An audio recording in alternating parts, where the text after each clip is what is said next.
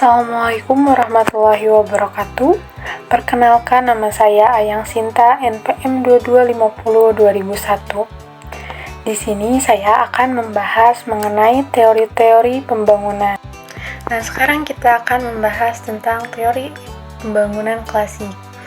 Jadi, aliran klasik ini muncul di akhir abad 18 dan di awal abad ke-19, yaitu pada saat revolusi industri muncul di Inggris. Nah, pada saat itu memang awalnya sistem ekonomi secara nasional belum terlalu diperhatikan. Tetapi pada saat terjadi revolusi industri secara besar-besaran, kemudian terjadi PHK secara besar-besaran pula, pandangan-pandangan mengenai ekonomi, terutama yang berkaitan dengan ekonomi pembangunan itu mulai bermunculan. Nah, ada beberapa ekonom-ekonom yang muncul di perekonomian klasik. Nanti kita akan bahas satu-satu bagaimana pandangan mereka terhadap sistem perekonomian yang berjalan di suatu negara. Tetapi, secara umum, bahwa ahli ekonomi klasik itu meyakini ada beberapa kunci keberhasilan ekonomi. Yang pertama adalah dengan adanya pasar persaingan sempurna. Seperti yang kita ketahui, bahwa sistem pasar persaingan sempurna ini merupakan sistem pasar yang dimana pemerintah tidak melakukan campur tangan terhadap sistem perekonomian di sebuah negara. Kemudian, di sisi lain, bahwa salah satu kunci dari keberhasilan para ekonomi klasik ini menganggap bahwa pemupukan modal atau investasi itu merupakan kunci keberhasilan pembangunan. Nah, beberapa ekonom klasik itu antara lain yang pertama Adam Smith, yang kedua David Ricardo, yang ketiga Thomas Malthus. Nah, sekarang kita bahas satu-satu pandangan mereka terhadap pembangunan ekonomi. Yang pertama, teori Adam Smith. Jadi, Adam Smith ini lahir di tahun 1723 dan meninggal sekitar tahun 1790. Beliau terkenal dengan teori nilai, yaitu teori yang menyelidiki tentang faktor-faktor yang menentukan nilai atau harga suatu barang. Memang yang paling terkenal dalam hukum Adam Smith ini ialah The Invisible Hand. Jadi, Adam Smith itu salah satu tokoh ekonomi yang sangat mengagung-agungkan sistem ekonomi pasar, di mana harga itu terbentuk di pasar. Nah, kalau dari sisi permintaan, itu ditopang oleh sektor rumah tangga, sedangkan sisi penawaran itu ditopang oleh sektor industri. Dari permintaan dan penawaran tersebut, maka terciptalah harga keseimbangan yang Adam Smith sebut sebagai titik keseimbangan atau invisible hand. Jadi, tidak ada tangan yang tidak terlihat yang mencapai titik keseimbangan tersebut. Adam Smith juga meyakini berlakunya hukum alam dalam persoalan ekonomi. Yang tadi saya sebutkan, hukum alam ini adalah salah satunya adalah terciptanya sebuah harga, itu tanpa adanya campur tangan pemerintah. Kemudian pembagian kerja. Nah, pembagian kerja itu merupakan titik mula dari teori pertumbuhan ekonomi, yaitu pembagian kerja yang nantinya akan meningkatkan produktivitas karena adanya spesifikasi pekerjaan. Adam Smith juga sangat meyakini bahwa modal itu merupakan salah satu faktor penting dalam pembangunan ekonomi. Kemudian, para agen-agen pertumbuhan dalam ekonomi itu seperti petani, produsen, pengusaha, itu merupakan salah satu agen-agen kemajuan dalam pertumbuhan ekonomi. Tetapi memang ada kelemahan dari teori Adam Smith. Nah, yang pertama, Adam Smith ini kurang melihat secara luas pembagian masyarakat. Yang kedua, alasan yang tidak adil bagi kegiatan menabung. Yang ketiga, asumsi yang tidak realistis tentang persaingan sempurna. Yang keempat, pengabaian pengusaha atau wira swasta. Dan yang terakhir, asumsi yang tidak realistis tentang keadaan stasioner. Sekarang yang kedua ada teori pembangunan Ricardian.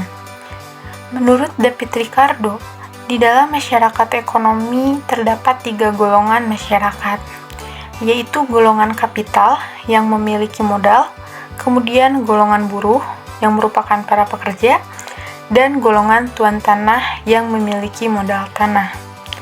David Ricardo ini sangat terkenal dengan teori tanahnya. Nah, ada beberapa hal yang diperhatikan oleh David Ricardo, salah satunya tentang keterbatasan jumlah tanah. Jadi, David Ricardo ini menganggap bahwa tanah itu jumlahnya terbatas, sehingga pada suatu saat nanti, maka akan terjadi law of diminishing return. Artinya, keadaan di mana pendapatan sudah mencapai titik maksimal dan akhirnya terus merosot karena sumber daya tanahnya itu tidak sebanding dengan sumber daya manusianya. Tetapi memang sampai saat ini, teori ini juga tidak berlaku, karena ternyata pertumbuhan teknologi jauh lebih pesat daripada pertumbuhan penduduk. Sehingga, keadaan law of diminishing return yang disebutkan oleh David Ricardo itu tidak berlaku sampai saat ini. Sekarang masuk ke teori pembangunan Malthus. Malthus ini mempunyai buku yang berjudul Principles of Political Economy tahun 1820 dengan teori kependudukan. Jadi, Malthus tidak menganggap bahwa proses pembangunan ekonomi terjadi dengan sendirinya. Jadi memang harus ada campur tangan. Nah, Malthus itu lebih menitikberatkan perhatian kepada perkembangan kesejahteraan suatu negara, yaitu pembangunan ekonomi yang dapat dicapai dengan meningkatkan kesejahteraan suatu negara. Nah, ada beberapa hal yang diperhatikan oleh Malthus dalam meningkatkan pembangunan ekonomi. Nah, yang pertama merupakan pertumbuhan yang berimbang. Yang kedua, menaikkan permintaan efektif. Nah, memang sebelum teori ini muncul, pertumbuhan ekonomi itu hanya ditopang dari sisi supply saja. Artinya dari sisi penawaran. Jadi, ekonom sebelumnya menganggap bahwa sisi penawaran itu merupakan sisi yang paling penting dari perekonomian. Hal itu dianggap bahwa berapapun jumlah barang yang ditawarkan, tentu akan habis di pasar. Tetapi memang ini juga harus diperhatikan dari sisi permintaan efektif. Nah, sekarang bagaimana cara memunculkan permintaan yang efektif? Nah, Malthus berpendapat bahwa harus ada pendistribusian kesejahteraan dan pemilikan tanah secara adil. Yang kedua, permintaan efektif itu dapat ditingkatkan melalui perluasan perdagangan internal dan eksternal. Dan yang terakhir, ini merupakan pendapat yang cukup kontroversial, yaitu mempertahankan konsumen yang tidak produktif untuk meningkatkan permintaan yang efektif. Jadi, Malthus itu menganggap bahwa konsumen yang tidak produktif juga penting dalam meningkatkan permintaan efektif, sehingga permintaan itu tetap terjaga karena adanya konsumen yang tidak produktif atau konsumen yang tidak melakukan produksi. Selanjutnya, teori Karl Marx.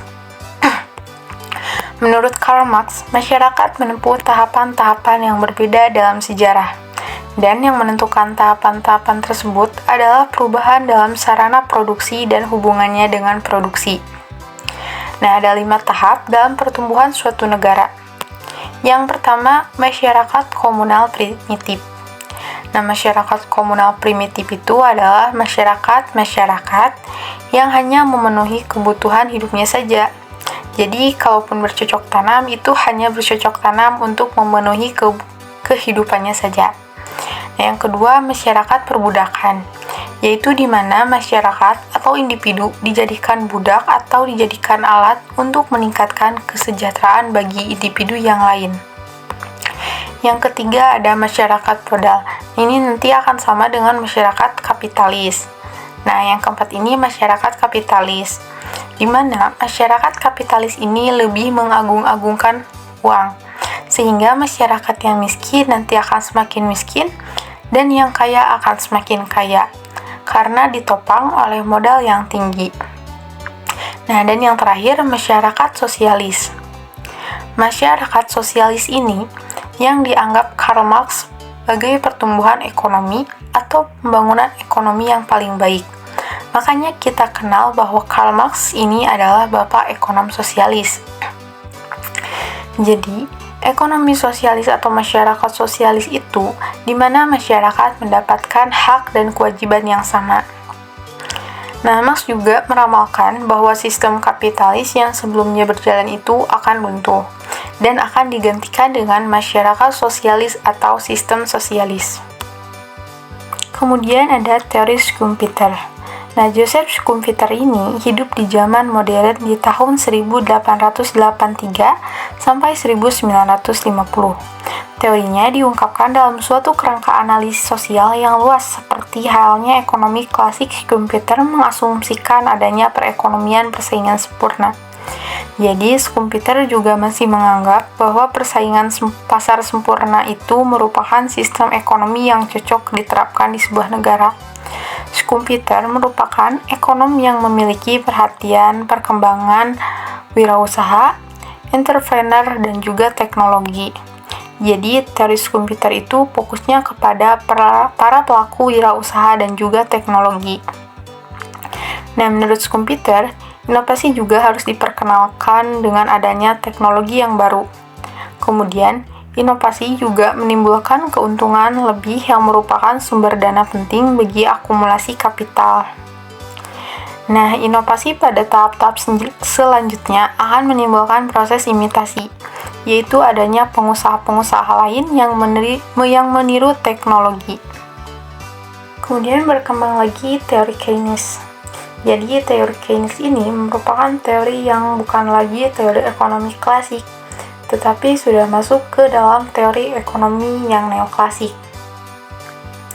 Nah, Keynes berpendapat bahwa semakin besar pendapatan nasional, maka semakin besar volume kerja yang dihasilkan. Demikian juga sebaliknya. Jadi, fokus dari Keynes ini adalah meningkatkan pendapatan nasional yang setinggi-tingginya. Karena dengan pendapatan nasional yang setinggi-tingginya, maka volume bekerja atau orang-orang yang menganggur itu dapat bekerja. Jadi, fokus teori Keynes ini ada dalam permintaan. Jadi, kalau sebelumnya fokusnya adalah pada sisi penawaran, tetapi Keynes berpendapat justru yang paling penting dalam sebuah perekonomian itu fokusnya adalah pada permintaan efektif. Nah, permintaan efektif ini menentukan tingkat keseimbangan pekerjaan dan pendapatan. Jadi, permintaan efektif itu menentukan keseimbangan pada jumlah orang yang bekerja dengan lapangan pekerjaan yang tersedia pada periode tertentu. Nah, permintaan efektif ini terdiri dari permintaan konsumsi dan juga investasinya. Fokus Keynes di dalam konsumsi dan investasi. Nah, asumsi yang dipakai oleh Keynes itu, yang pertama itu ada hasrat berkonsumsi, yang kedua tingkat bunga yang berkaitan dengan hasrat likuiditas, yang ketiga efisiensi marginal dari investasi modal.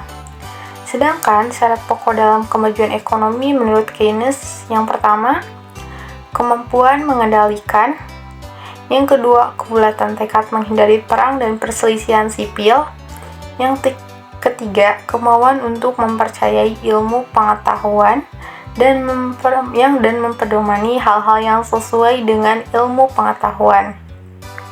Dan yang terakhir, tingkat akumulasi yang ditentukan oleh margin antara produk dan konsumsi. Kemudian kita lihat teori ekonomi dari Hrothmar.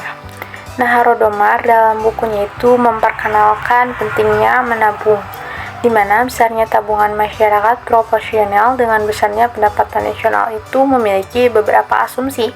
Yang pertama, perekonomian dalam pengerjaan penuh atau full employment. Jadi, keadaan full employment ini di mana masyarakat yang siap bekerja itu terserap di dunia kerja. Nah, yang kedua, perekonomian itu terdiri dari dua sektor, yaitu sektor rumah tangga dan juga sektor perusahaan. Yang ketiga, besarnya tabungan masyarakat proporsional dengan besarnya pendapatan nasional. Yang keempat, kecenderungan menabung besarnya tetap. Nah, kemudian yang kita lihat dari pertumbuhan ekonomi dari Rostock. Rostock membagi ke dalam 5 era pertumbuhan ekonomi. Yang pertama, masyarakat tradisional. Yang kedua, prasyarat tinggal landas. Yang ketiga, tinggal landas. Yang keempat, dorongan menuju kedewasaan. Dan yang terakhir, era konsumsi massa dan besar-besaran. Mungkin pemaparan materi dari saya tentang teori-teori pembangunan dicukupkan. Mohon maaf apabila banyak kesalahan. Wassalamualaikum warahmatullahi wabarakatuh.